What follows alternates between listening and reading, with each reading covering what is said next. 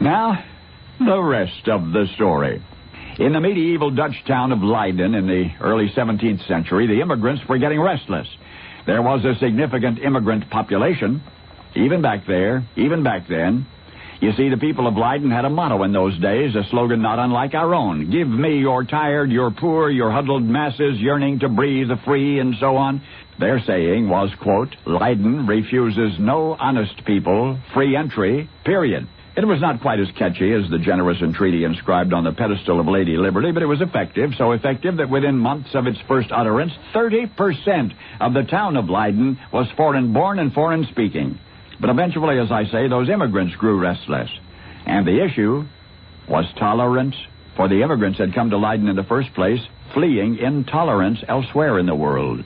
In other words, these were the unwanted, the unappreciated, even the persecuted from other shores, seeking a society which would welcome them as they were, instead of insisting on conformity to local custom. But after only a little more than a decade in warm, welcoming, tolerant Leiden, the tolerated immigrants lost their own tolerance for their new home.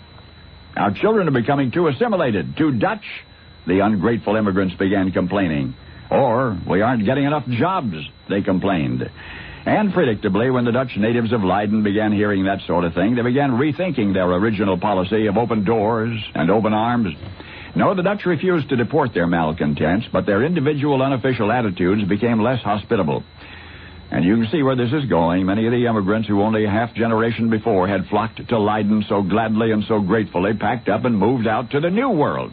So, after the so-called pilgrims wore out their welcome in Leiden, Holland in 1620, a handful of them got into a shaky little boat, sailed across the sea to Plymouth Rock, but there was a stowaway aboard the Mayflower, and that unseen passenger was the culture of Leiden itself. For despite their relentless struggle for originality, the pilgrims brought with them to their new home in North America a collage of customs which Americans recognize and revere to this day. The civil registration of marriages, for example, which initiated the then unique concept of separation of church and state.